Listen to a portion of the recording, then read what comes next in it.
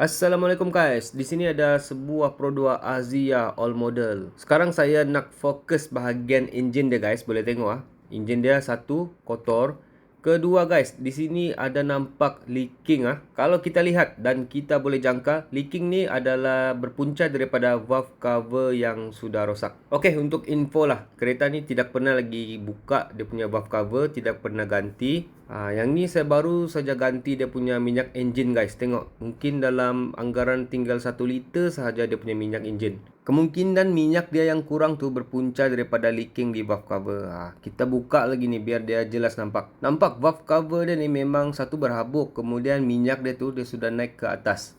Kalau tengok memang agak kuat jugalah dia punya leaking. Jadi apa yang kita boleh simpulkan di sini guys, valve cover memang kena ganti. Harap-harap dia belum lagi pergi ke belakang lah. Kalau pergi ke belakang dia lagi menyebabkan banyak lagi kekotoran minyak yang bocor ni.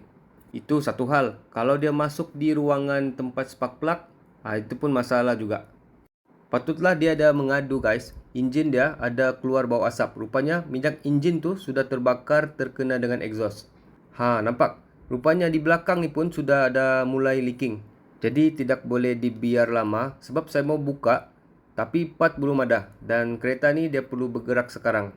Sebenarnya bukan kereta orang lain lah, ni kereta family juga. Enjin pun boleh tahan kotor berdebu sebab dia lalu jalan pen Borneo yang tidak pandai siap-siap tu guys. Okay guys, itu saja. Next content saya akan ganti valve cover gasket ni guys. Okay.